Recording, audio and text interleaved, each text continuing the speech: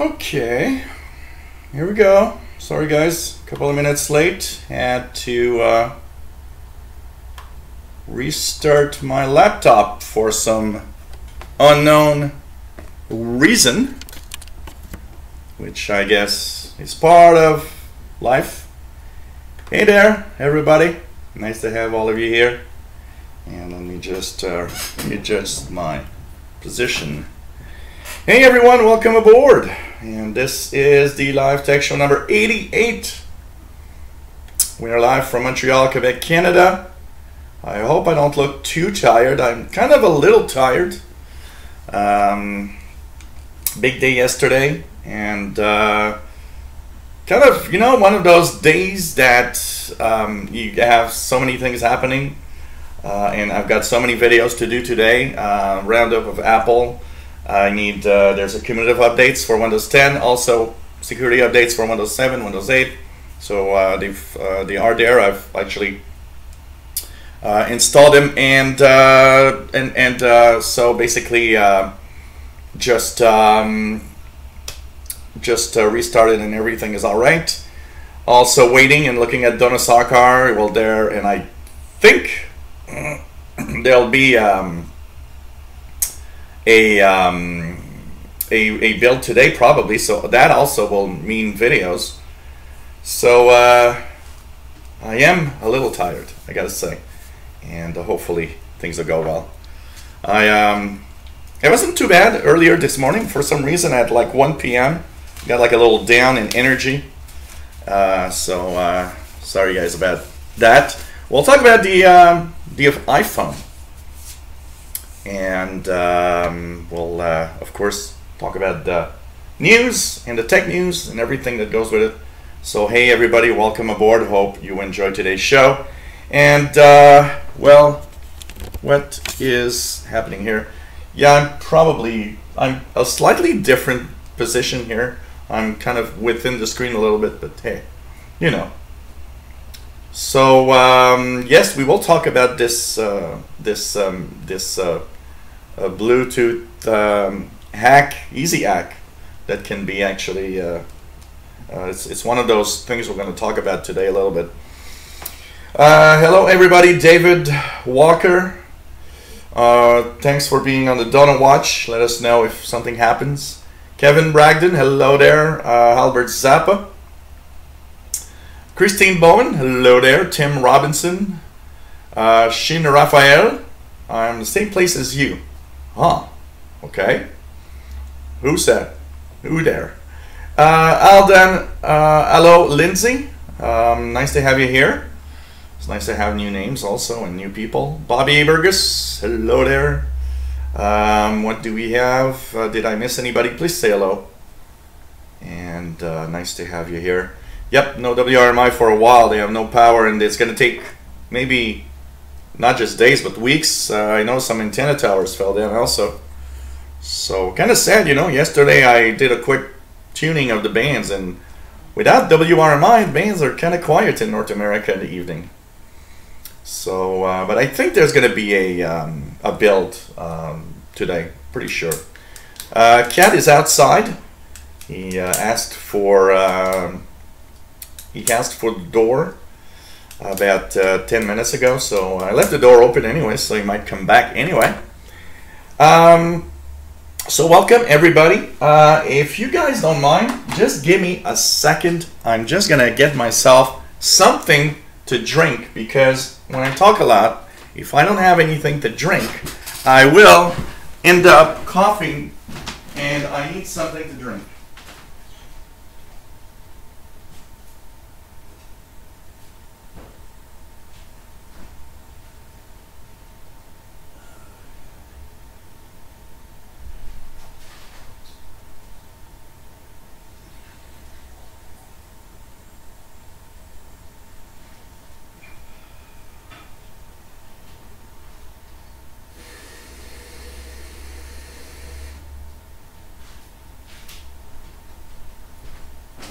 And here I am with my flavored water. So hey everybody. Oh man, pouring rain in Ohio. Here it's so beautiful. It's actually there's actually probably the most beautiful week of the summer is this week. We're having like 80s, which is like 25, 26, 27 degrees Fahrenheit, Celsius, sorry. So we're gonna enjoy it because as we get into mid-September,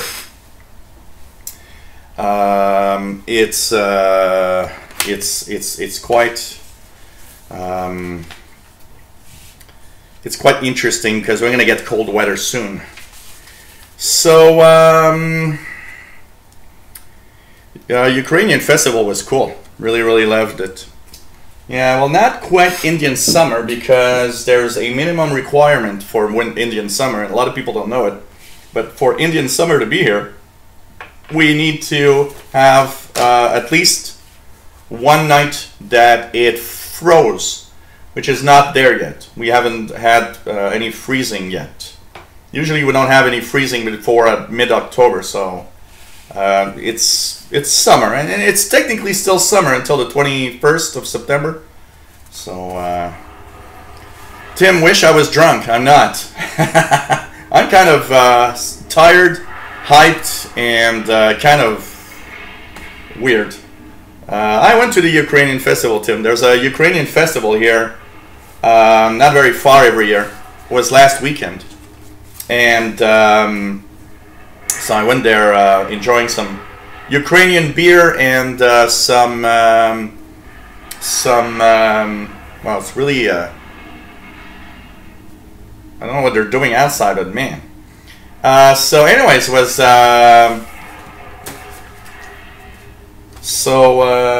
basically, I had a lot of fun. And yes, my day was fantastic yesterday. A lot of things to remember and learn. I'm working with 8 guys that are fantastic, and I think it's going to be a lot of fun.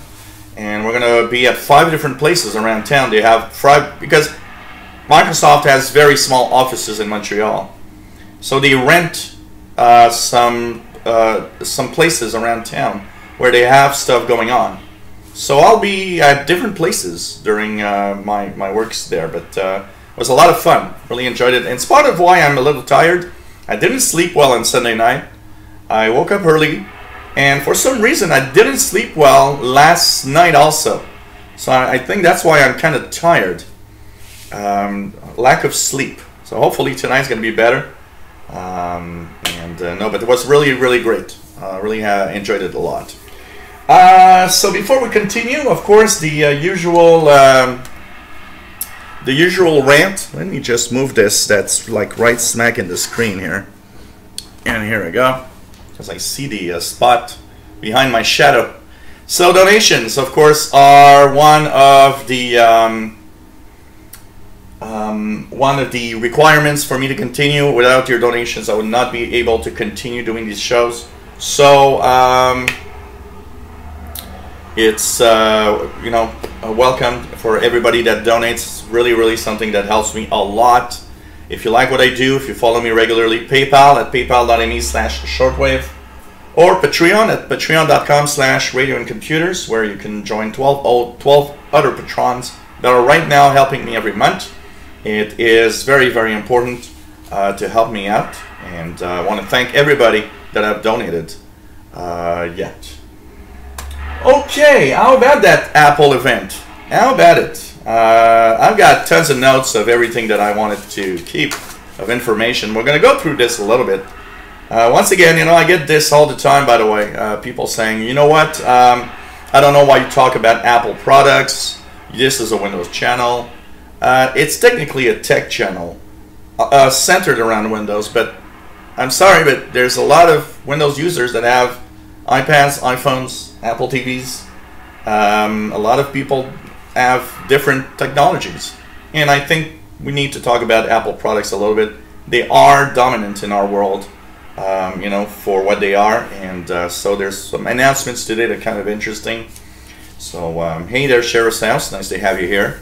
So what they did announce today, of course, there's a first, I found it very interesting. Tim Cook when he started, talked about Steve Jobs, and was kind of very emotional at the beginning. It was kind of interesting to see the emotion, which was kind of easy to gather from the live feed. Of course, they're in their new amphitheater, which is the Steve Jobs amphitheater, and basically, well, you know what, Vault, in North America, there is so many Apple products that in North America, at least, they are very dominant. We see it everywhere. Around the world, it's a little different. There's less Apple penetration around the world.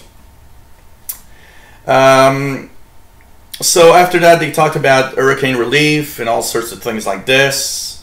Yeah, it sounds like that, and I don't know where, but it does sound like that. I'm really sorry for the noise. So beautiful facility. You know, their new HQ is, wow, amazing.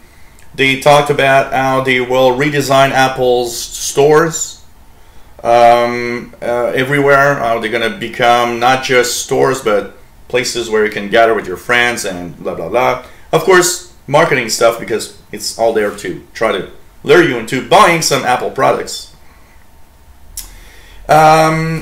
First product they announced, an Apple Watch Series 3, which is interesting.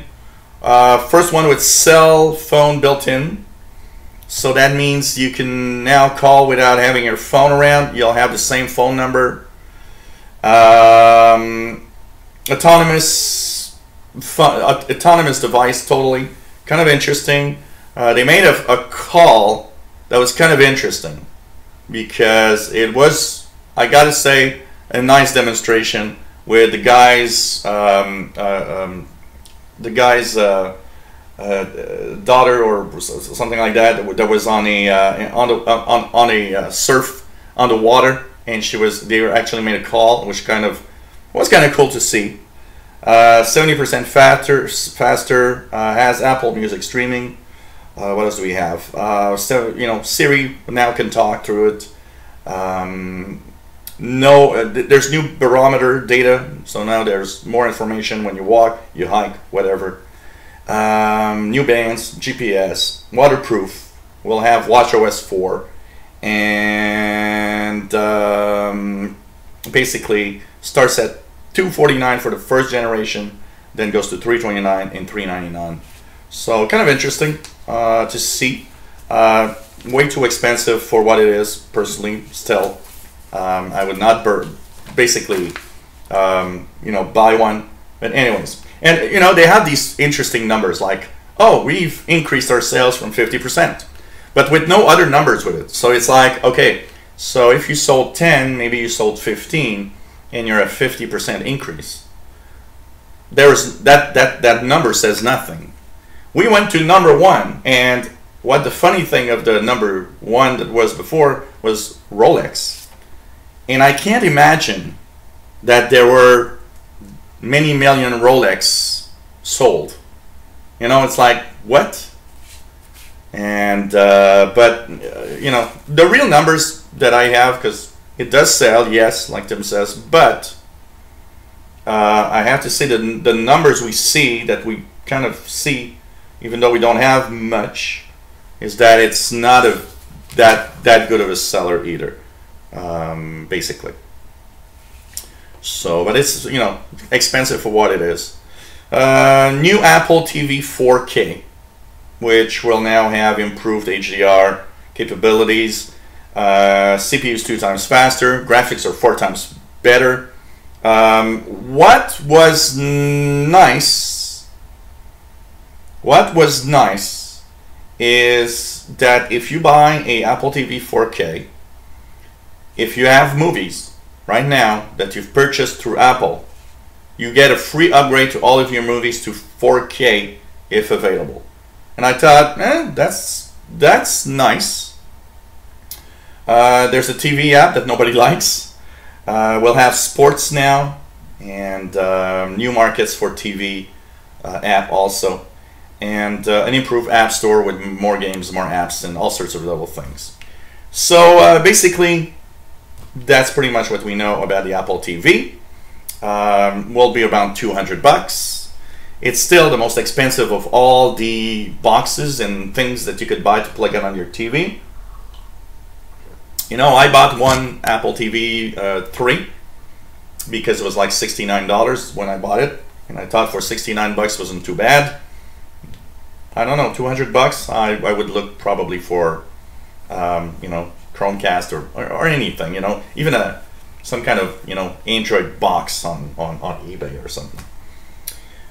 iPhone 8 and iPhone 8 Plus was announced.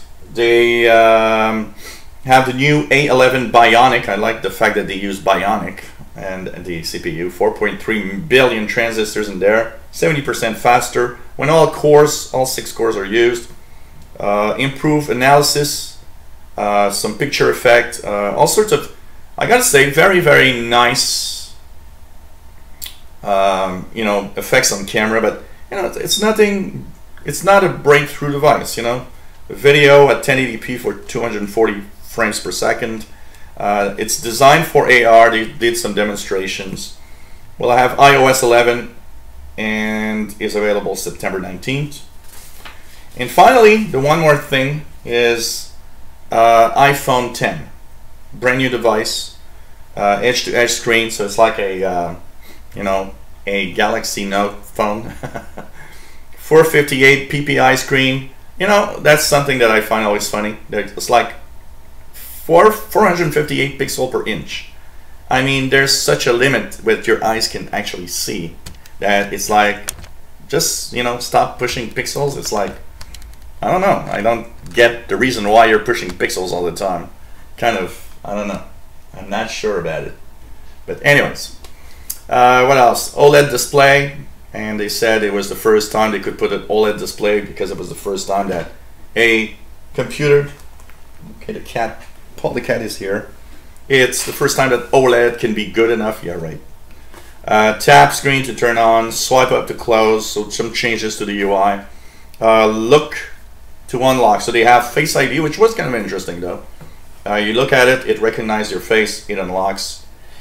New Animojis, which are emojis animated by the movement of your face. Kind of cute for probably some people. Starts at $1,000 and more depending on the version you get, and will be available November the 3rd. So that's pretty much the roundup of the Apple event that I've got, and nothing much more to say, and I'll have a specific video for that eventually today. So here we go.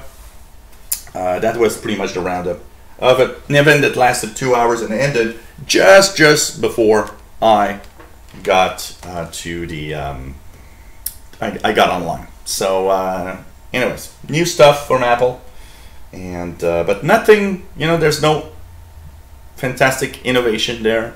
I mean, there's, you know, I remember those days where, oh yeah, there's one more thing, and it was just like, oh wow. Now it's like, huh, okay. Oh yeah, okay, it's bigger. Oh, it has edge screens. Well, Samsung does also. Oh, it has this or that. Or, you know, it's like not that innovative anymore. And, you know, expensive products, of course. What else in the news? Bitcoins, of course. We're going to talk a little bit more about Bitcoins with, you know, I always thought, and I was, one of the things that I always go crazy a little bit about it is how Bitcoin, you know, we were talking about this last week, is something that we, you know, I don't know, it's a mix of sounds serious and a scam at the same time. And now we had all sorts of illegal trading of the Bitcoin happening this week, which made the Bitcoin like drop like at some point up to $700 or $800. It's like, okay, well, you know, what can prevent any type of you know, of manipulation of the Bitcoin? Not really sure. And I guess like we said last week, gotta have faith, I guess, on this. Apart from that, a interesting glitch that Microsoft refused to acknowledge, and that finally they did this week, in Creators Update, when Creators Update appeared, a lot of people were saying, well, you know what, got some gaming issues. And the more we would see it, the more people would say, yep, got gaming issues, and so on. Well, it took kind of a long time for Microsoft to acknowledge it, and that's one of my rant this week a little bit. But finally this week they said, yeah, we know there's some issues with gaming in Creators Update. So it's like, huh, Fall Creators Update is about to roll out now, and now you're just saying, oh yeah, well, for the past 6 months, you know, everybody was just complaining about games, you were ignoring them, and now you're saying, yeah, we know there was a problem. Please, Microsoft, do something better, because I gotta say, it's just stupid. You know, look at the details and come on, do something about it as soon as you can, and acknowledge it when you need to acknowledge it. So you know, it's stupid.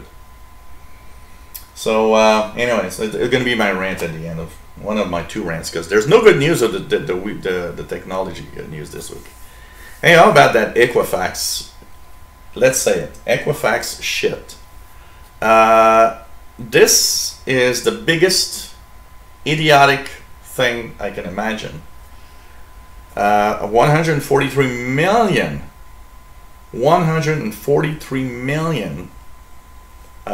people are now 143 million people now are, of course, having issues, and basically because they stole all the information, and so basically it's kind of, you know, it's one of those situations where there's just so much data, so much personal information. I mean, this is crazy. Equifax needs to pay for it, and actually there's a class action lawsuit right now for something like 70 billion dollars.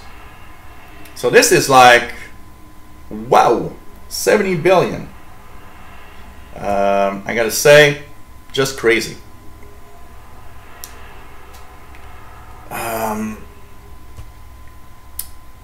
I hate one thing about this. It's because when this happened, you know, when this happened, first of all, it actually was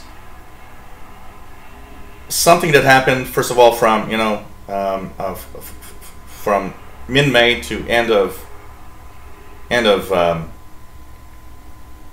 July. And of course we were talking about how the 3 top guys cashed in the shares on, you know, like 3 days after. Don't tell me they didn't know about it. Like 3 days after they cashed in the shares. So it's like, okay, this is crazy, and it's really stupid what's happening. So I don't know. Equifax will need to pay for this. So of course there's that website. I've posted 2 videos. I just want to stress out, because a lot of people are saying, well, you know, when you go there, you give up your right to sue, which is not at all the case. You're not giving up your right to sue. It's something that you can continue doing. The only thing that that phrase was there for is when you use the regular ID theft for a regular reason and you subscribe to it. What's a little sad, and that is also something that, you know, I saw a tech analyst talking about this, how they were saying, well, you know, they're going to cash in on this for some reason, and you know what? they're going to cash in, because what they're going to do is they're going to, because you get 1 year of ID theft protection right now if you subscribe to that. But you know, this is a major issue. It's so much personal data, so much personal data, that basically after 1 year you're still in a major problem. Your data will be out there. Your personal life is out there. So it's kind of weird and idiot to do so.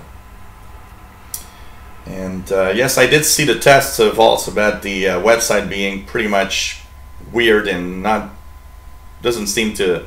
Some people just entered fake information and it said, oh, from what we know, it doesn't seem that you're affected. So I don't know exactly how that works. But anyways, everybody has free ID theft. You know what? One of the things you got to remember here is that 143 million is more than half of the US citizens that have an account there. And so that means a lot of people in the US are affected. There's a very small percentage, 3 to 5% from the latest accounts, of people in Canada and the UK. Also, I'd like to know, because you know, sometimes they say, oh, there's 100 million, and then you realize that it's much more than that. You know, why did it take so long also for them to acknowledge this? If they knew on July 29th, really did it take until September for them to give out that details about that? Why was it so long? And you know what? It all looks like, because I think it was on the Twit network when they were having This Week in Tech on Sunday, they were showing some of the US laws for credit reporting agencies that they have to, you know, basically it's just crazy. And they were saying how the liability of these companies, liability of these companies is limited, really limited. It's completely nuts, completely nuts. And I don't know. So right now there's a class action lawsuit, $70 billion they're asking in damage. Woodbeast on YouTube, hello there. Josh Kinder, hello there also. Glad you have a new PC. Yeah, well, the thing is, it's not the operating system or firewall or anything. Apparently it's some kind of injection of code within a server. It's some kind of, it's apparently some kind of flaw, some kind of flaw that is kind of not, you know, easy, technically an easy flaw to that was actually detected there. Apparently it's something that should not even have been there. So it's just crazy. And so I don't know, it seems to be very, very, very idiotic, and I don't know, it's just stupid. And yeah, that could have been, because that Apache flaw needs to be fixed. But it's a complex thing to fix. Apparently it's not just the Apache flaw to fix. It's not just applying a patch. Apparently you got some work to do to have it working. So is it that? I don't know. I've heard that. I've heard some other types of rumors for that, but I don't know. Well, I mean, think about all the things that bad guys can do now with your full life being out there. They've got all the details required to do anything. Start new credit, do all sorts of things. So what they're saying, one of the the analyst was saying that one of the best things you can do for now, and what's sad is that it's not free. It depends where you are in the US. Apparently some places it is, others not, but to actually get a credit freeze, that means you can't get a new credit without you removing the freeze, so nobody can actually start new credit. So I don't know, this is beyond the worst thing ever. I mean, there were a lot of bad things around. There was a lot of things like, I mean, the Yahoo with, billions of accounts. There's a lot of things, but I've got to say, it's just crazy, what is happening with this, and it is really sad. And in a year, 2 years, 3 years, 5 years, that info is still there, and for a lot of people there will still be a lot of valid stuff.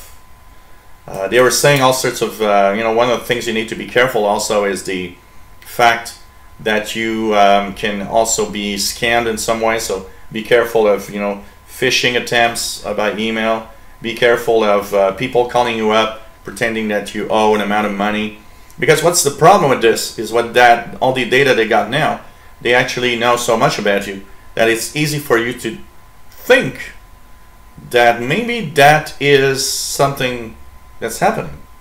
So it's I don't know, it's going to be interesting to see, and it's going to be I hope they get really slammed hard, because this is too much. And you think about one thing also, and one of the things that I was thinking about this information is how come there are layers of security that you can get. I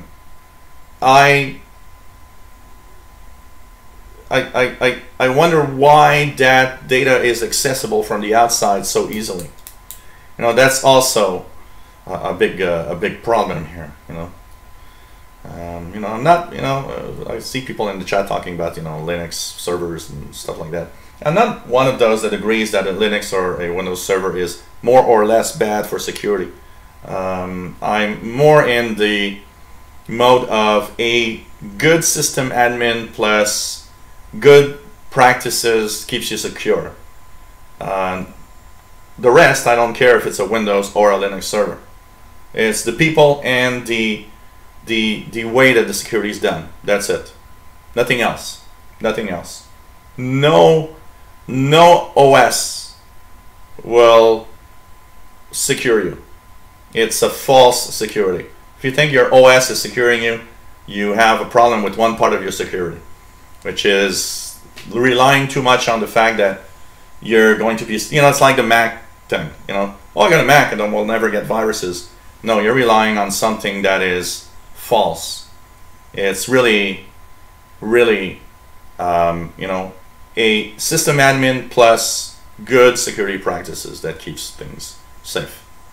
And that's it. That's it. Keep things updated. Have your sysadmin be good. They're not all good. There's a lot of crappy system admins out there. I know a couple. I can tell you. And you look at what they do and you're like, okay.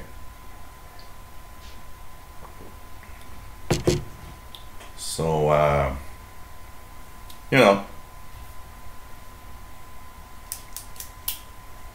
not true with base. There's as many holes in Linux that there are in Windows. It's all a question of simply. It's all a question of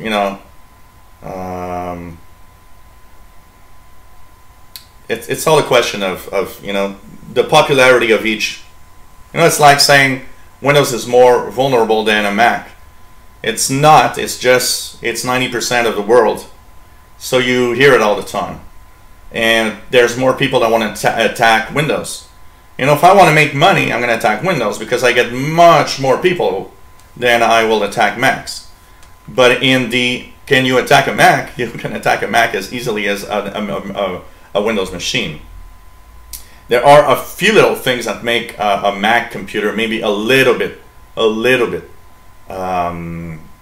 better. But you know, in the end, when I see, and I had an example this week, a client that called me up and said that she had some weird things happening in her Mac, and she just clicked and did what Windows users have as problems. So there's you know, there's, if you think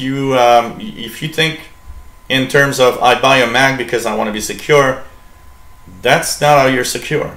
I always say the same thing. Security is you, and security in an enterprise is who is working there at the level of the security, at the level of how things are you know, being updated, checked out all the time, and well done, because it's not just, you know, I put a server up and it's working. It's I put a server up, I need to make sure that it's set up right. One of the first things that happens is setup. I don't know how many times I've heard, oh well, that was leaked because the setup was wrong. Then there is basically, you know, I just got to say that just you're the one with the security in your hands. 99% of it is that. The rest, of course, there could be some kind of, you know, flaw that somebody discovered somewhere that you just didn't, you know about. But in general, it's just crazy. And I got to say, all I have to say is, on the security side, I don't go on the side of somebody telling me, oh, I got Linux, I'm okay. Oh, I got a Mac, I'm okay. I do not agree with that at all. There's as much flaws and as much problems on all OS. And OS is made by humans.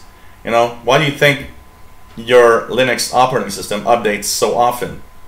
So many updates are security updates. You know, it's all in the question of updates. Then the rest is, of course, there's those that try to get into systems, that will try to, you know, and there's a strong incentive to find security flaws on Linux also, because there's a lot of Linux servers on there. It's one of the fields where Linux is very popular. Linux servers are really popular. So they, because of their popularity, also open up more possibilities that someone will try to find a way to get into that, you know, that system. And you know, it all comes down, like Woodbeast on YouTube says, you know, it's a question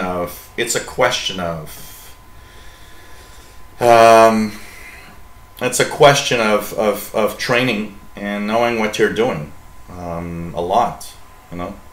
It's also a question of enterprise wanting to pay for the resource required to keep safe stuff. You know, I hope Equifax was having a nice, good, very well-trained team for the importance of the data that they have. We're not talking about a corner street store that had a little server in the basement and, you know, 175 clients.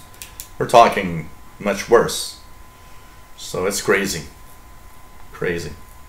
But you know, there's flaws out there, and one of the things that we'll always need to be alert of is, at the basic level, there are flaws out there. You know, everything has flaws in there.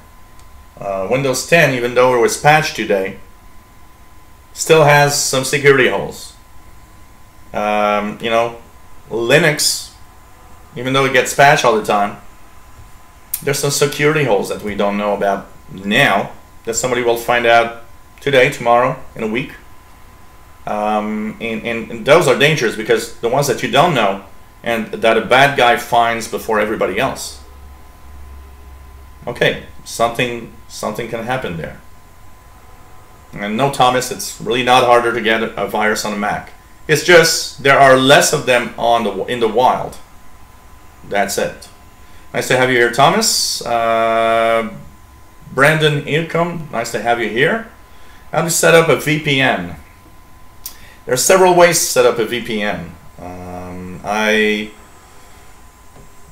There's you know, apps that you can install that will actually create VPNs. You can subscribe. The best VPN mostly is one that you might subscribe to, but these just need to be, you know, either installed with an app, or some of them have just to be configured. And yeah, 0 day, absolutely. A 0 day is going to kill you. That I agree, Waltz, absolutely. You know, it's pretty crazy. So nice to have you here. 1990 Sunbird, hello there. And but you know, there's flaws everywhere, and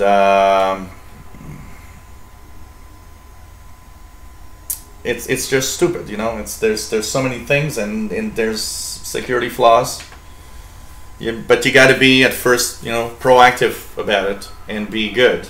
And a lot of what's happening, by the way, if we look at a lot of what's happening,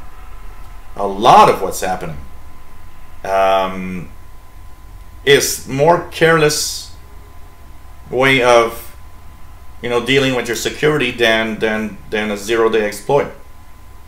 And that's the funny thing. There's much less 0 day exploit things happening right now than there are things happening because of, you know, patches not installed, of somebody not being good at security, and so on.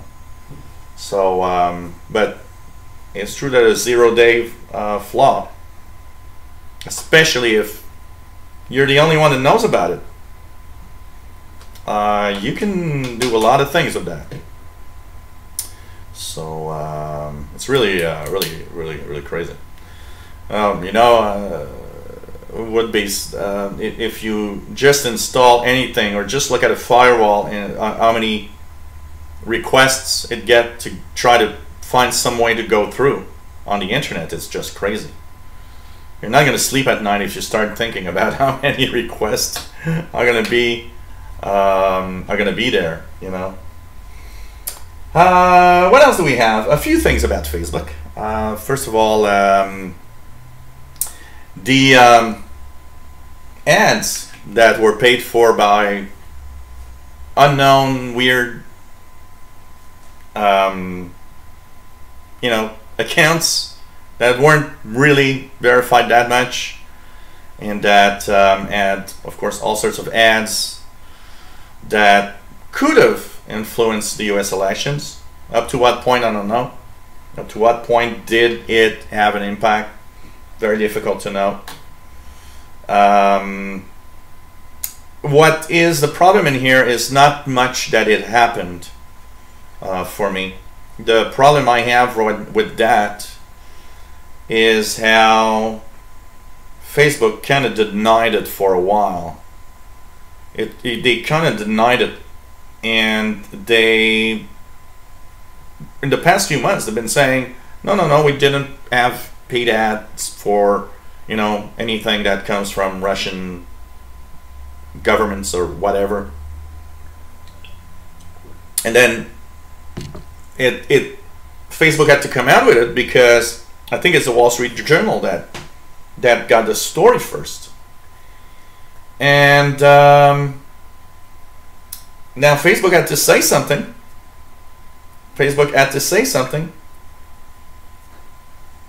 And it's just stupid, you know. Admit it.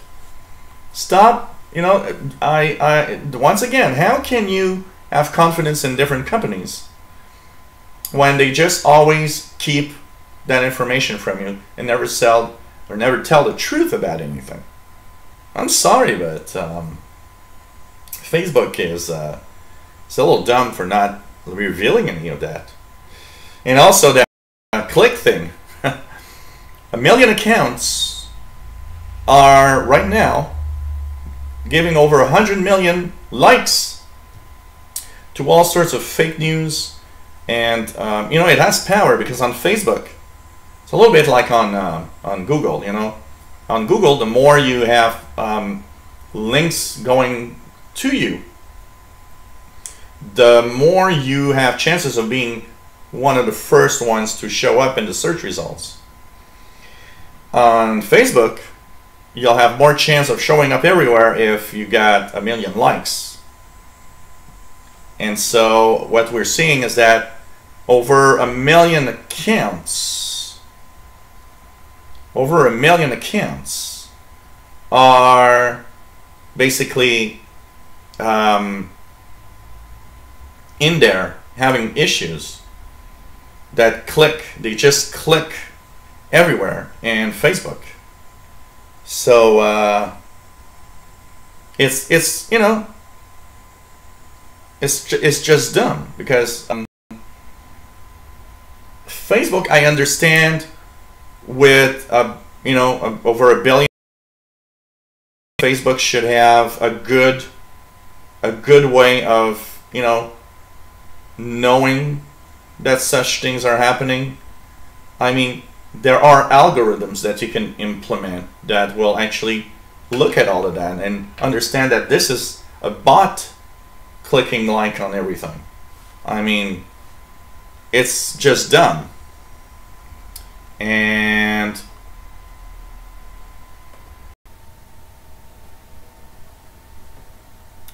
so just checking out. I just stopped and restarted the stream. I did see here that there was something going on with the stream a few seconds ago. So let's make sure. I'm going to check it out if it's okay.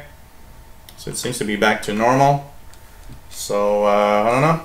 This is the output of the laptop is okay. But on the stream itself, it says YouTube is not getting enough data. I don't know. Very, very weird. But that's the first time. The first time that you guys buffered, it was okay for me. So I don't know. Something's happening for sure. So I don't know what's happening with that. Okay. So anyways, Facebook, kind of not a very good player, I would say. I would guess.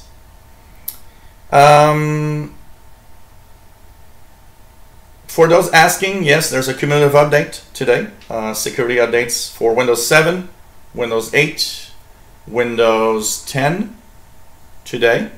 So check it out. I will be posting my video talking about what are the security flaws. Of course, this is mostly security fixes, but there is some, I believe for Windows 10, there's a few bug fixes within that. So it's possible, but yep, there is there's updates today for sure. What's cryptocurrency? It's like Bitcoin. It's a virtual money basically. That is a very complex thing, Thomas. So AMD and Intel, kind of interesting that German seller that was talking about his sales of AMD and Intel chips, was saying that you know, in March it was like, you know, something like 30% for AMD and 70% were Intel, and now it's like 56% were AMD and 4% were Intel in the month of August. So basically this is something that of course is not reflected totally. I mean, when you look at that, one of the first things is to understand that it's not probably not what are the real numbers around the world. That's for sure. But we know that AMD has been steadily climbing in sales this year. And it all has to do with its new Ryzen CPUs that are, I gotta say, pretty amazing. And some of the top end, Threadripper CPUs actually are, they actually beat Intel in speed and performance, pretty much. And they are sold at quite reasonable prices. So you know what? It's interesting, and I like that because it brings back the memories. When I started being a tech guy, AMD in the early 2000s was very popular. Very popular for the simple reason that a PC with AMD chipset, AMD CPUs technically was. What do you want? My cat is looking at me and wanting something. The door is open. You've got food. You've got everything. Want to come over and say hi to everyone? So basically, it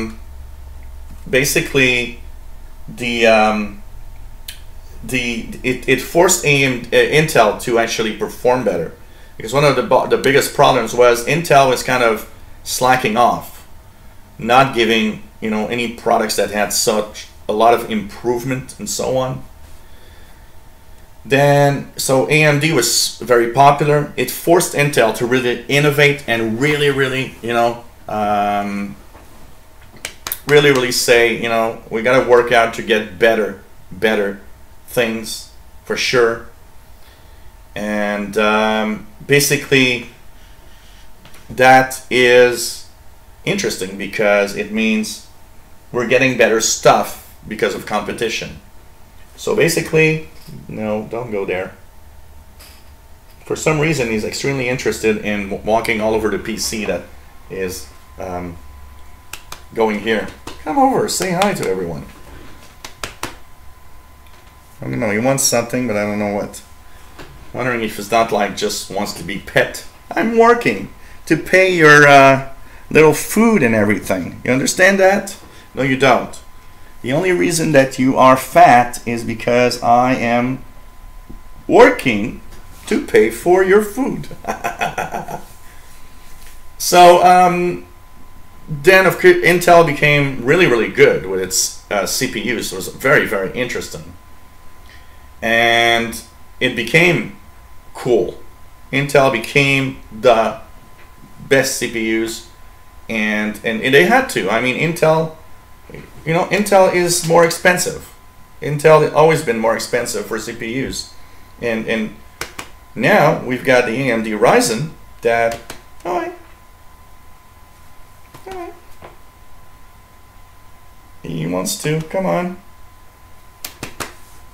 He wants to, but man, come on.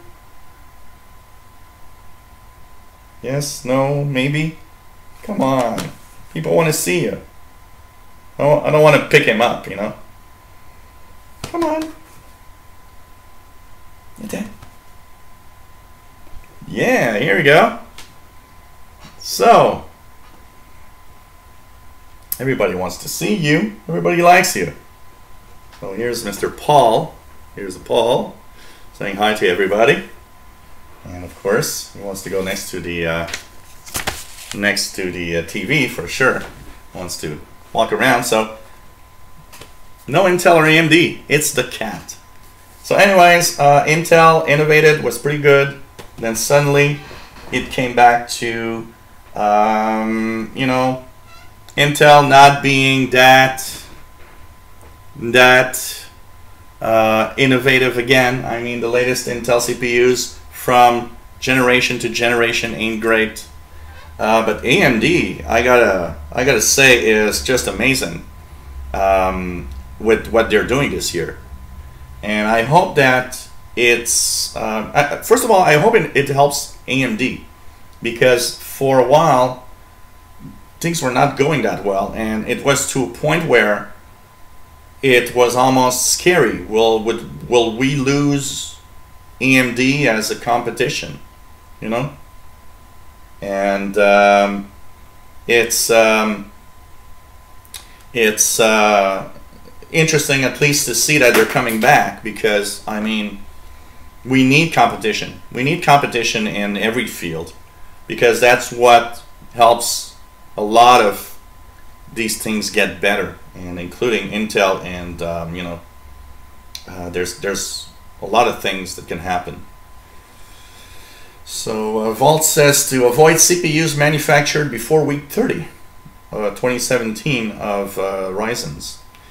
Yeah, I did see there were a little bit of some issues with some specific Ryzen's models, for sure. And you know, even Intel had a major bug in its CPU. There had to be some updates, including firmware updates for some machines, because it had a bug in the way that it does things. So you know, it's pretty. It's interesting to see, you know, what's happening, and I think I hope the competition will go well, and that it will bring much more innovation, for sure. One of the things I always hated about AMD, and that kept me far from AMD, was the heating. I always found, you know, AMD CPUs to come so hot compared to Intel.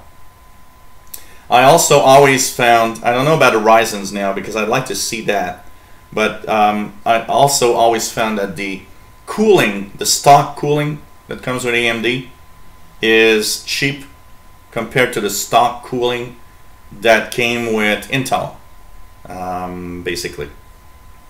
So, hey man, what are you thinking? Well, he's purring, so I guess it's a good sign, and it's full of cat hair moving everywhere now. So anyways, good news, I think, you know. Good news, for sure, for competition. Bluetooth. Okay, there's a big issue. Here goes, baby. There's a big issue with Bluetooth right now, and it doesn't affect everybody. But there's a really an issue going on with what's I think it was Blueborn that it's called, and it's very, very interesting, because it's something that has a patch, you know, for updates. But the problem is the variety of devices that have the Bluetooth chip makes it difficult to patch. So there's millions and millions of devices out there right now that anyone within 30 feet, 32 feet of where you are, if your Bluetooth is turned on and is not patched, they have full access to do pretty much what they want. Without your knowledge, you'll never notice. There's no, you know, checking of. There's no checking of, you know, any asking for a pin or anything. It connects, and that's it, and that's scary, because, well, it's full of cat hair now. So it's scary because it is something with that you don't notice at all, and it's also a big problem because a lot of connected things don't have security updates that are fast enough, that are applied or are released fast enough. So millions of Android devices are right now at risk. You know, it goes as far as cars. If your car has Bluetooth, it could be affected if it doesn't get an update. There's a lot of problems with this, and it's a scary problem because of the fact that you just don't see it. So on the Apple side, just to say for those that have Apple devices, if you're on iOS 10 or later, you're okay. iOS 9 number 4 is you have a flaw there, which will not be fixed, by the way. If you are on Android, pretty much everybody is at risk right now because the the nature of how difficult it is to upgrade and make updates for Android go through. For most modern devices, there's a patch. There's a patch. The problem is it's not pushed yet. For example, my Galaxy S7 is right now is vulnerable because the patch is not there. It's not pushed yet. It's available. It's not pushed yet. It's just crazy, and that's really you know, a big security problem. So you're saying, okay, but what can we do to protect ourselves? If you don't use Bluetooth, make sure it's off. And just as a note, first of all, if anybody that has anything that has a Bluetooth possibility on it and doesn't use at all the Bluetooth, just turn it off. Always turn it off. First of all, it is going to save some of your battery because, you know, it does consume some power. And second of all, well, you're, you know, more is you'll be more you know, secure by just having it off all the time. So turn it off. And if you do use it, if you don't use it very often, just turn it on when you use it, turn it back off when it's gone. And as we have patches being rolled out, slowly but surely, it will be patched, except, once again, for older devices, you know, Android devices that are older, and a lot of devices that don't get patches or updates are you know, going to you know, be at risk all the time. So just turn it off if you don't use it. It's the best security. If you do use it and you're not sure, do I have the patch or not? It all depends on your device. Turn it off if you don't use it. It's the safest thing. You know, I use it almost. The only times I use it, the only times I use it on my phone is when we rent a car. When I rent a car, I'll use it because I want to have, you know, Google. I'm gonna have, you know, Google Maps tell me where I'm going, and all sorts of things like that. But I gotta say that when I'm not using a, you know, renting a car or having any devices, it's always turned off. I never turn my Bluetooth on my devices, and I think that's the best thing you can do about it. Oh man, so a few questions, not a lot, only one page of questions this week, and it all has to do with a question that came through. I'm just going to check the name of that person. First of all, I want to mention we have some news about somebody that was stuck in the Hurricane Irma, and that was a little scared and actually contacted me, sent me an email saying, "Hey, we're heading into the bad, you know, the bad side of hurricane." So he Alex Tuttle said he could not be here. He won't be able to be here today because there's no power where he lives right now. Power was knocked out by Hurricane Irma, but he says everybody's okay, everything's all right. That you know, he wanted just to let us know and let me know about it, which is really cool to hear. You know, I've got a lot of people, including my radio channel, that actually watch from Florida. And, you know, I was in contact with a lot of these people through Twitter, through a few people that are more closer to me through, you know, text messaging, stuff like that. And so to kind of keep an update of how everybody's going. So it's kind of cool to see that from what I know right now, everybody that that watch my shows or that are, you know, fans are fine and are, you know, not too bad with what happened.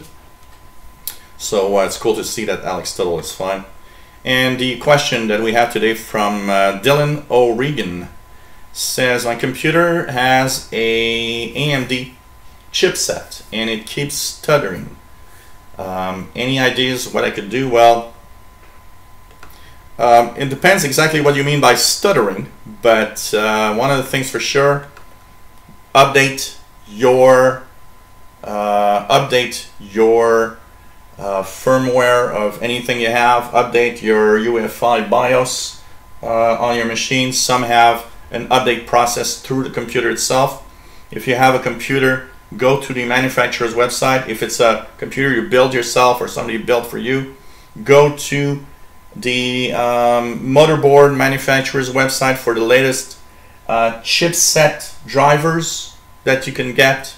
It's very important because that is important to have the latest drivers and the latest updates for chipsets if you have issues. It's very important. And the last question that I got also for from a guy called Mark. It says, hello, love your show. He just wants to know, if I were to buy a motherboard, what would I the best motherboards to buy? Well, I've always been a big fan of Asus. They've always been pretty much the motherboards that I would buy. I've always had fantastic performance, and I've not been in that side much lately because I've not built a PC for more than 10 years. So I'm not as updated as to what's good in that side of technology, but maybe somebody in the chat room might have a good idea of good motherboard manufacturers. Asus for me would still be probably one of the manufacturers I would choose today. Hey, Niels Pedersen, nice to have you here. And also nice to have Jacqueline Black, nice to have you here. Yeah, well, you know, Vaults, don't have a lot of ideas of what's happening. It just says it's stuttering. So was it okay before and not now? We don't have a lot of details. You know, sometimes people send questions but they're totally incomplete. It's very difficult to answer a question with very little detail. So it's, of course, the best is always to give a lot of details. If you send me a question, tell me a lot of details. Was it working fine? It's working bad? Did you notice some update of some sort? Did you notice any changes? Did you notice, and like, for example, what is stuttering for you? Because there's so many interpretations of a computer doing something depending on people. And a great example of that is when clients would call me up. I mean, I've noticed that there was a large interpretation of my computer's dead. For me, a computer's dead is when you press the power and nothing happens. Or at the least, you press the power and it stays on the black screen. That for me is a computer's dead. But for a lot of people, the computer's dead is it doesn't connect to the internet, you know. So the more details you get, the better it is.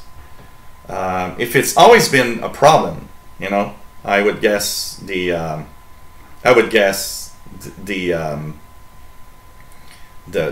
best thing you can try is, you know, to update, you know, your drivers and everything. I think that's the best thing.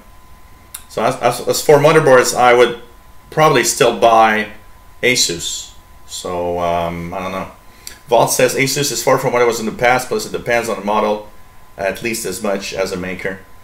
Yeah. Do you have any recommendations, Vault? Anything that if you'd buy if you build your own PC, what would you probably use? Hey, Patrick Manny, nice to have you on board. And you're sleepy, I'm tired, so we're in the same mood today. I can tell you that. So yeah, well, sometimes yes, it does happen, Tim. Actually, the funniest thing about a cat is he always puts his butt in your face, and apparently it's a sign of kind of you're accepted with his, you know, you are part of the tribe or something. So but it's just funny because it's like, you know, from time to time he's just gonna show up and his butt there with his tail really high up, you know. It was like, oh, come on, kitty, I want to see your face, I want to see your butthole. Gigabytes. Tim Robinson has a gigabyte motherboard. I don't know. Okay, so whatever you choose, basically. I don't know. I never did like AS Rock. I always found them to be crappy. I gotta say, I always found AS Rock motherboards to be crappy and have more problems than others. Gigabytes, I've seen a lot of Gigabyte motherboards that they seem to be okay, but you know. And you know, it's one of the things that's important to know also is that every manufacturer probably has a crappy model and a good model of its motherboards. So it's very, you know, and it's a mix of all sorts of things because a motherboard has chips from so many manufacturers. I mean, you know, Asus doesn't make the whole thing. It makes the motherboard and uses the chips from, you know, Intel or AMD or, you know, the different, or Qualcomm, or, you know, all the different manufacturers. So it could be, the motherboard could be good, but the you know, AMD chip part or chipset is crappy, or, you know, there's a lot of things like that. Andre Arias, nice to have you here from Holland. Pretty cool. And yeah, you know, in any PC building, I guess, you know what I would do is always check the review of, you know, and that's pretty much what I did all the time. You know, when I built my own PCs, oh yeah, the bad and the, I forgot we have the bad and the good. But this time around it's too bad. I don't have a good news of technology this week, by the way. But anyways, every time I would simply build a PC. It's very, very simple. I would check out on the internet what is, you know, the reviews of motherboards and of graphics cards and of all sorts of things, and build around that, basically, you know. So that's pretty much what I would do. What else do we have here? Nils Pedersen has Maximus Asus motherboards. So I don't know. You know, I think there's good and bad in every manufacturer, probably. It's like a PC. I mean, I always buy Toshiba, but one day I might buy a Toshiba and it's crappy, and think that maybe I should buy something else. I mean, it's like there's a lot of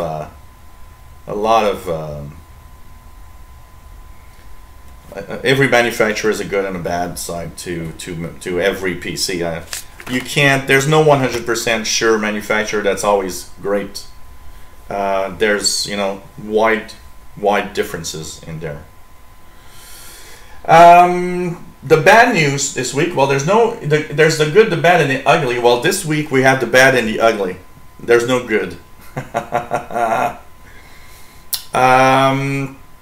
One of them is, come on, Microsoft. People, gamers have been telling you that Creators Update is crappy on gaming for the past months, and you decided to say in the last weeks, just before we're getting Fall Creators Update, oh, by the way, yeah, we know it's crappy. Yeah, okay. That is great, Microsoft.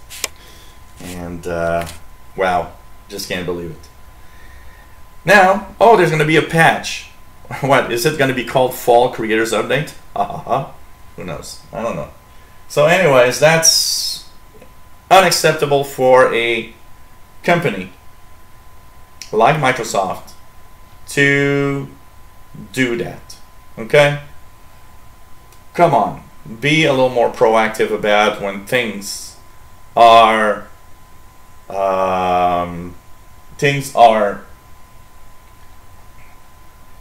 happening, you know.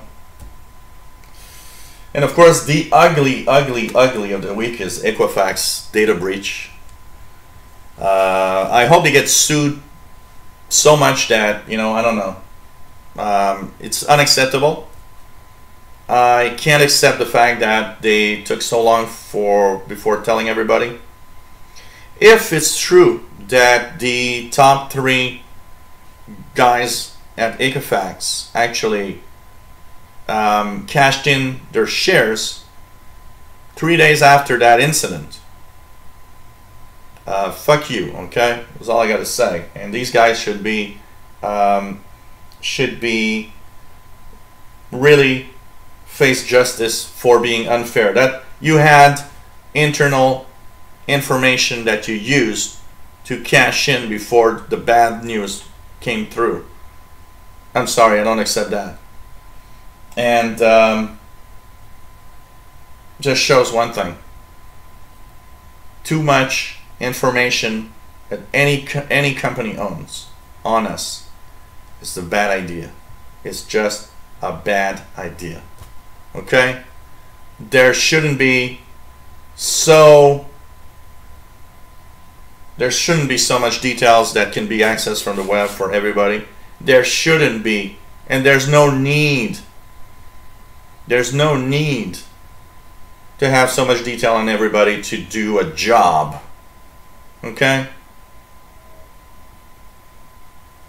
So basically, I don't know, Equifax is, for me, you know, Niels Pedersen saying that Equifax is very bad, just like Yahoo.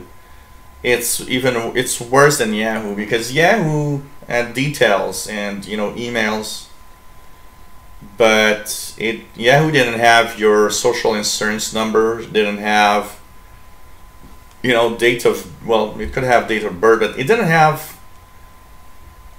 Equifax has more details on you. It has more details because it knows everything. It knows your life.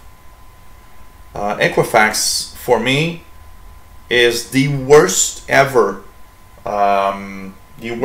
data breach ever on any company. It's really crazy. And I'm sorry, but they should actually give you that ID theft protection for your life for free. Okay? If they verify that you are one of those that have been in the data leak, then please, you need to give ID theft protection forever to everyone. And you need to give credit freeze capability for free to all of these people. And you've got to call these people. I don't know, I think it's when I'm talking about something bad. What is happening here? Something's weird. Something is definitely bizarre. There we go.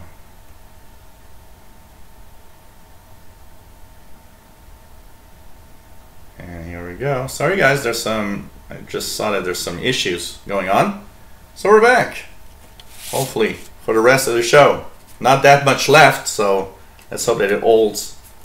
And it does the same thing as the other day. My output stream is great. It's on the YouTube stream that it says that it's not receiving enough data. So I don't know, it's very bizarre. So let's cross our fingers that it's going to work well for the rest of the show. Not a lot left anyway. So I don't know. All I got to say, we need to have a different way of. We totally need a different way to give us, you know, and know if we can receive or not credit. And I don't understand why a company has so much personal information and that it's so easy to access from outside. This is the worst ever security incident. So I mean, wow, it's just so crazy when you think about it. Hey, this was the Live Tech Show number 88 for September 12th, 2017. Don't forget also that today we have security updates for Windows. So Windows 7, Windows 8, Windows 10. You guys have security updates to apply. I will be talking about it in a video that I'll be posting today.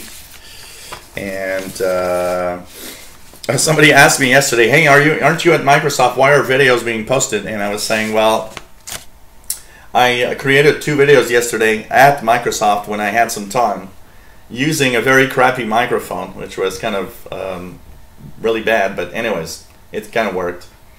And basically, that's what I posted yesterday. And what I'll be doing is I'll be posting, I'll be actually creating some videos probably during the weekend, and be on YouTube. You can actually post videos at specific moments. So what I'll do is I'll probably use the weekend time to create a few videos that I want to talk about things, and have them posted automatically through the day. The only video that I need to do on Mondays when I work there, and on Wednesdays when I work there also, are the news bulletins, because I need to get news. So what I do is every time I have some moments, I just look at the news and take notes here and there, and then when I get to my lunch break, I post a news bulletin. That's pretty much what's happened yesterday. So yep, we're at show number 88. Things are going fast, eh? It's pretty incredible, and I hope you enjoy our shows. So not a lot of questions this week. Anybody in the chat room want to say a little something, share a little moment, anything that you want to talk about? And we're gonna talk about the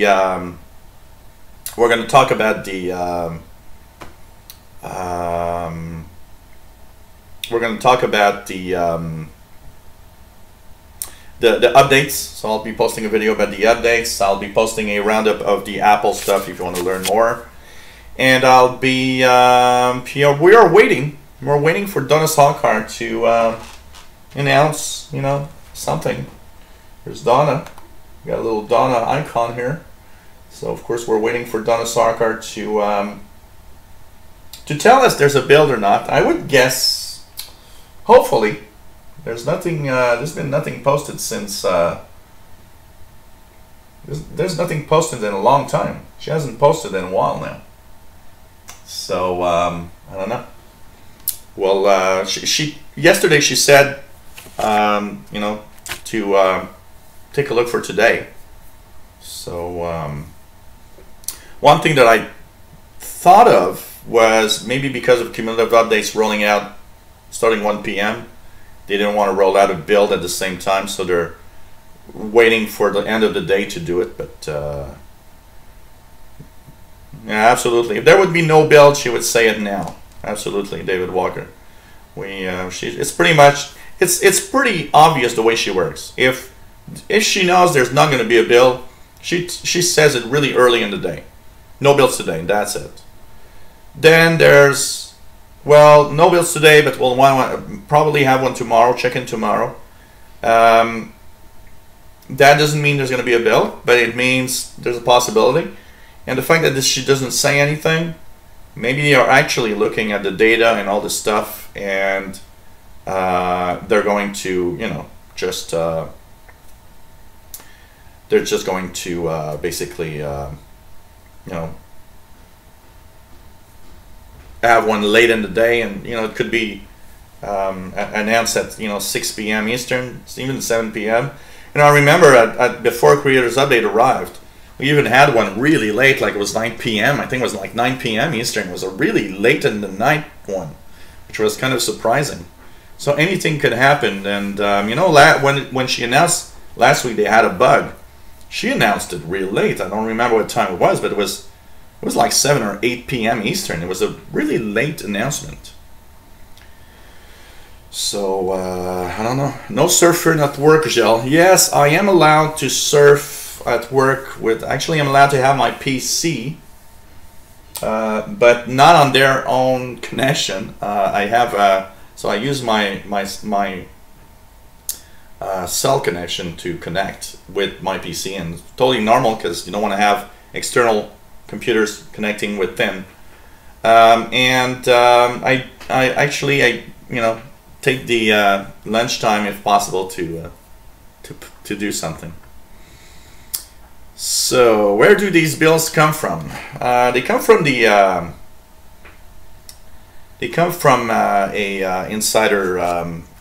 insider team, which is the one working on the build of what's going to be eventually Fall Creators Update on the 17th. So basically, so they're still fixing a lot of bugs,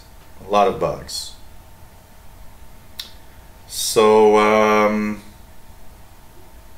yeah, but what they do actually, and the numbering apparently, is that every time, according to Paul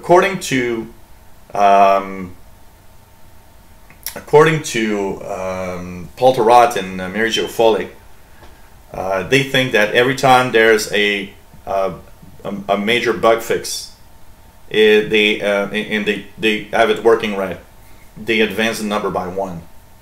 So it's like something like that. So, but it's not, it's a little bit like, we're at 16.281. It's like this is the 16,281th version that we're testing that seems to work right, or works anyway, basically. They are issued by of course, by Microsoft in the state of Washington, in the West Coast. So they are already 3 hours behind. So it means that there, while they're working right now, it's 1:30 p.m. Here's 4:30 p.m. So in a regular workday, they'll announce it at the latest, usually around 6 p.m. Eastern. That's 3 p.m. over there. But now they're kind of in overtime because they're working on the Fall Creators Update, and because it's kind of a rush time now, they actually work later and even work on Saturdays. So it comes from the West Coast. Any more crazy tech stories or experiences and life stories? Wow, people like my experiences and my stories. What could I talk about that could be? I had one the other day. I'm trying to find again. I was talking with a friend of mine, and I came up with one, and I was like, "Oh God, this is one I gotta talk about in one of my live shows. People are gonna love it." I totally forgot. Next time I do think about it, I have to jot it down in my notes to make sure I don't forget it. But nothing much except nothing special lately. It's like I've been having a boring life in the past year. YouTubing all the time it's not as exciting as what people think. It's exciting. It's fun, but there's like no excitement in YouTubing. I don't know. There's like, you're in front of your PC, so the amount of times that you actually interact with somebody in life is lower. You got chat room, but it's not like having someone in front of you. It's not the same. So Andre Arias says maybe still a problem with the feedback app. Well, apparently it's fixed. From what I've seen, it's fixed. So it shouldn't technically be a problem. Maybe they could have another type of issue. So no, it's because Microsoft's in Redmond, Washington, in the state of Washington, and so that's where they are. No beer today. No, I'm beerless today. I'm beerless today. I try not to have beers all the time when I do live shows. I'll be drinking all the time. I will have a beer on. Probably have a beer on Thursday for the Insider Show, and I'll buy probably a 6-pack. So I'll have 3 beers for the Insider Show and 3 beers for the radio show on Friday, which will be a satellite show, VHF, UHF, trying to listen to some satellites that will pass over But I don't. I try not to. I did have a couple of beers yesterday because of the first day at Microsoft. I felt like, well, you know, let's have a little something. So I came back home and I had a couple of beers left, and I thought, well, I'm you know, checking out everything and working my stuff for today's videos because you know, I always do. I have my pad here. This is my famous pad, which is this is the official YouTube pad for me. So I've got this, and it says Bunny Day, which means good idea. And basically, this is my official pad that I take notes on. And so usually what happens is, like last night, I think about the next day. So what will I need? What will I need to you know, talk about in the next day? What's going to happen? So I start taking notes. I jotted down the important things of today. For example, first items is, of course, my news bulletin. Then I say, okay, there was the Apple event. I need to talk about that and check it out tomorrow. There's updates, security updates. It's Patch Tuesday. You need to talk about that. Possible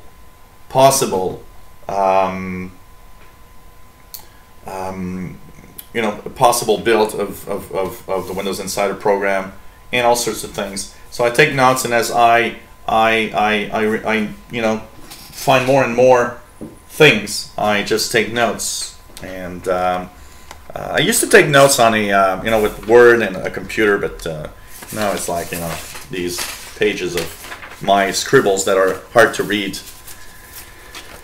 Basically, can having an antenna indoors can still get satellites from space? Yes, Bobby.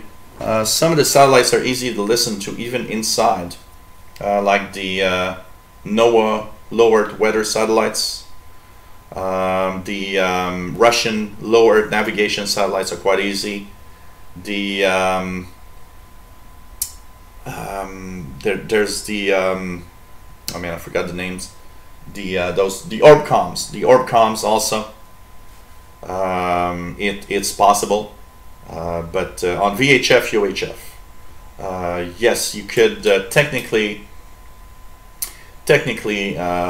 receive the easiest of all, the 137 megahertz NOAA and orbcoms, yep, and the Russian lower navigation. But the ones that are like, you know, the VHF, the UHF ones will be much difficult and almost impossible indoors, honestly. And it's really something. So that requires a better antenna, and even, I'd say, even a better receiver up to a certain point.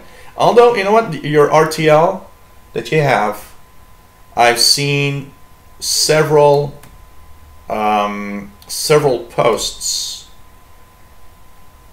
of YouTube videos of people that received all types of satellites with those RTLs, and I'm surprised. I look at that and I'm like, wow, a lot of people receive some stuff with that. That's pretty amazing. Why is there so much malware on the internet, and why? Jacqueline Black. Very simple. To make money. It's very simple. Money is the #1 reason why we get bad things on the internet, because it's a way to try to scam people to get the money. So it's, you know, the nature of the human nature. Anywhere people can do something, there's always bad guys that have ideas to do something also. There was a fantastic 30-minute show on the BBC World Service, I believe was yesterday when I came back home, and it started with a clip from 1984 of a computer show that was on the BBC in the 80s about computer security, and it evolved into up to today, and they were talking of how anytime something new, something, you know, happens, and they were talking the World Wide Web, easy access for everybody to be connected. Somebody out there just want to basically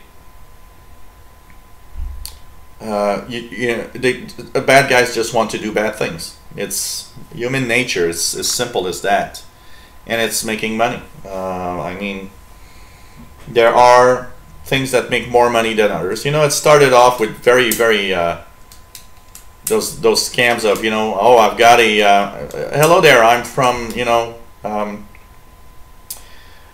from the Republic of Congo, and basically I have a uncle that died. He is rich. He's got $10 million. Now I need your help. Yes, of course.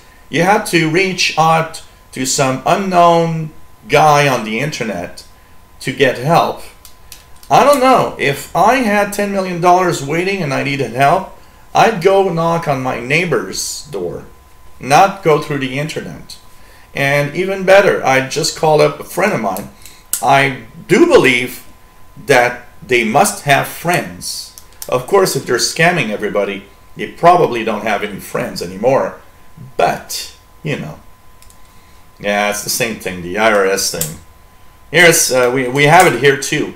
IRS, which is here in Canada, it's the Canada Revenue Agency, and we get these fake calls of, oh, you owe a lot of money.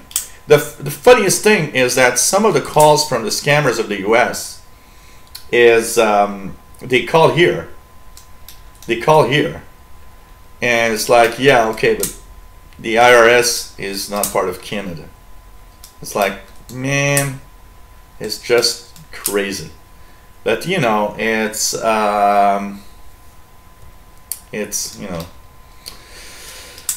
know, Valts, I try not to be so hard as that, because you know, I understand for the scam that is a guy on the internet saying that he needs your help for $10 million. Of course, you've got to think about it a little more and say, well, what the hell, you know, would you need help from somebody else like that reaching for anybody? You know, he'd have people that he specifically use for that.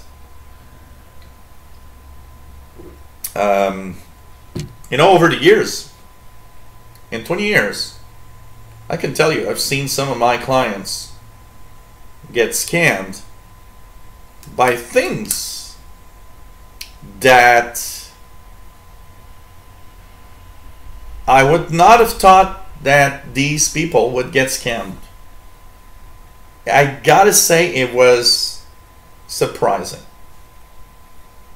You know what, Valts? That I agree upon, kind of, the tax on greedy.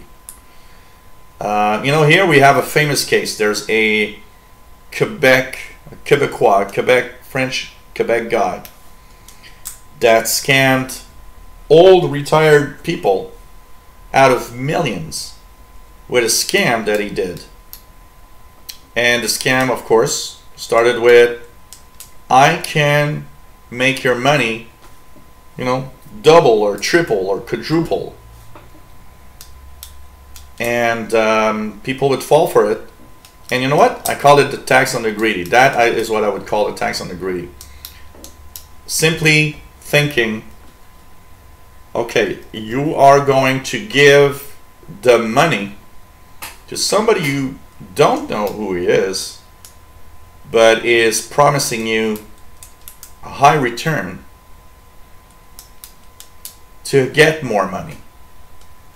And of course, a lot of people lost, most people lost their money, because that guy, I don't remember how much, but he scammed like $100 million.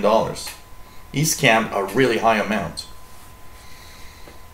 And when he got arrested, for some mysterious reason, he didn't have any money left. So you got to think that that $100 million, even though it's true that everybody was saying that he had a very you know, rich lifestyle. He'd, you know, spend easily tens of thousands of dollars a week. Yet, you got to think that that guy has a couple of million somewhere. He's not saying. And he's got, like, you know, he's out of jail right now. He had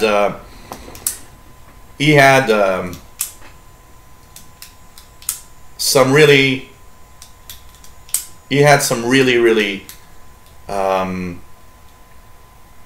like, you know, 4 years, 5 years, something like that.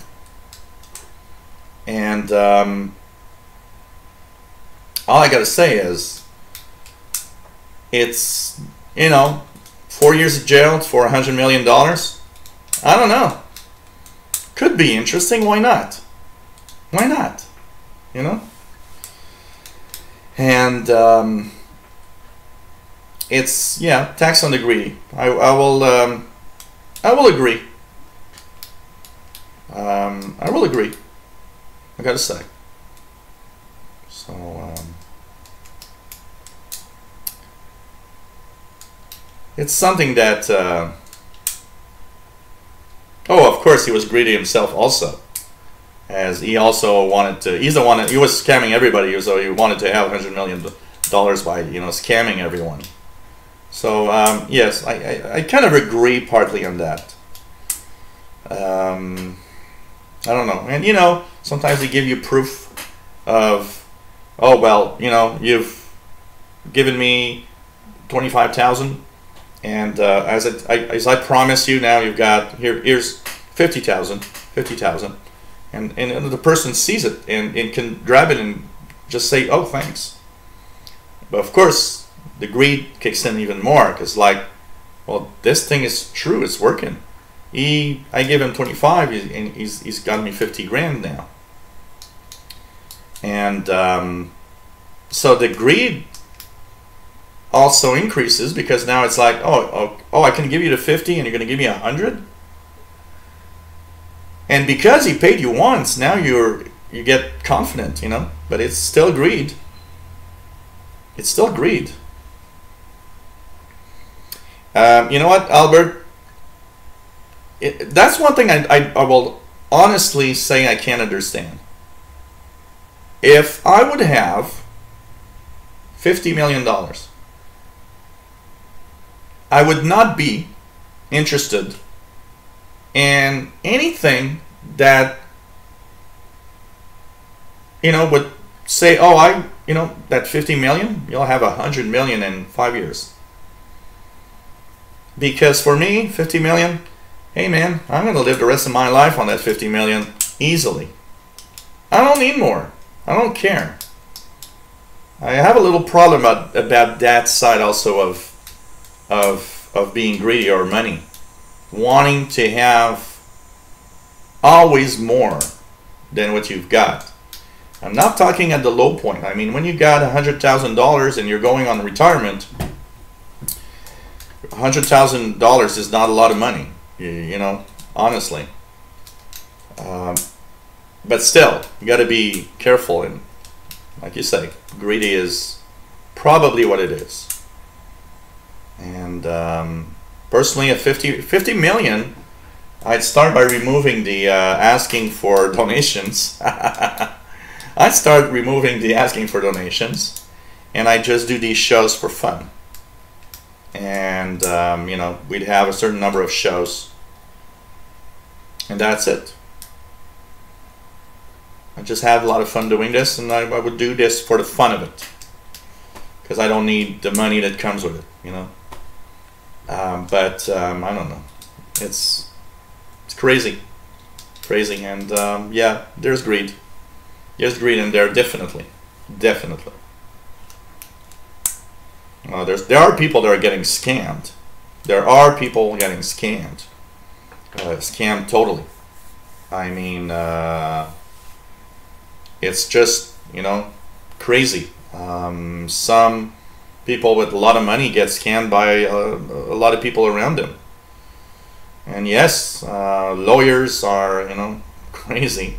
Of course, extravagant lifestyles are also something that's totally, you know, that a lot of I was looking the other day at I think it was a YouTube. I came across a YouTube thing about like 10 big stars of the 70s and 80s that work for a living today because they have no more money on the millions and the millions they did back then. And it's just crazy when you look at that. It's like, wow, you were popular and you had so much cash and you don't have a penny anymore. You have to do a job like everybody. So, you know. Oh, absolutely. And greedy, you know, greedy people all around you. And you gotta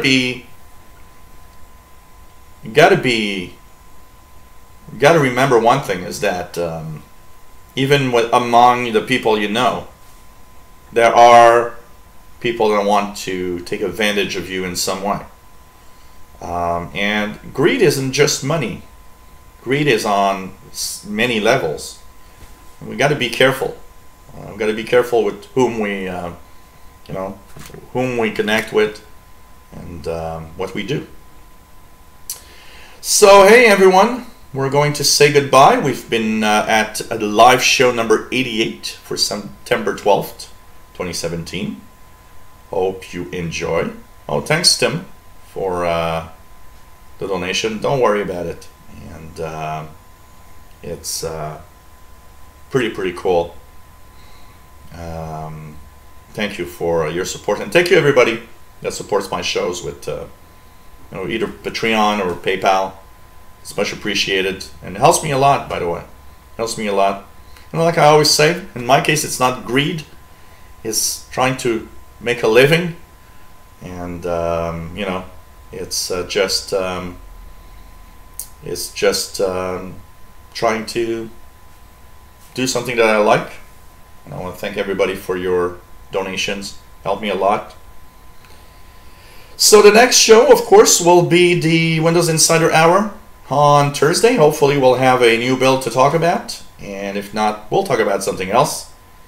Thanks everybody for being here as usual, and time just flies, eh? Already an hour and 50 minutes almost into the show. Hope you guys enjoyed. See you at the Windows Insider Hour, and there will be on Friday radio show on Friday.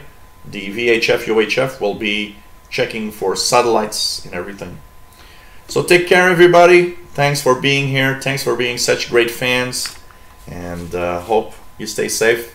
I'll be continuing my Donna Sarkar stalking in case we have a build. Let's cross our fingers for a build today. And take care everybody. Always nice to have you on board. Stay safe. Love you all. Bye-bye.